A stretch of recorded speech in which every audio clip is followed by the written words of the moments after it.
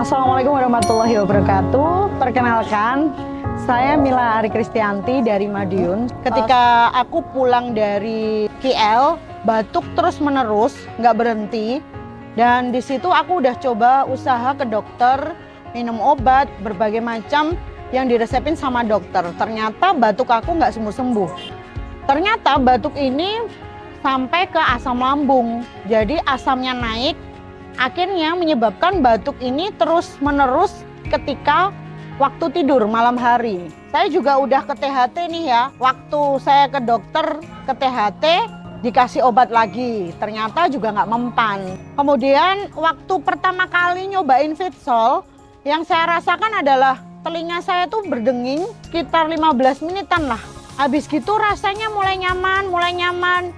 Alhamdulillah luar biasanya adalah batuk saya yang dari perjalanan Madiun ke Ponorogo itu udah nggak nyikil ya. Kalau kita ngomong orang Madiun tuh nggak terus menerus.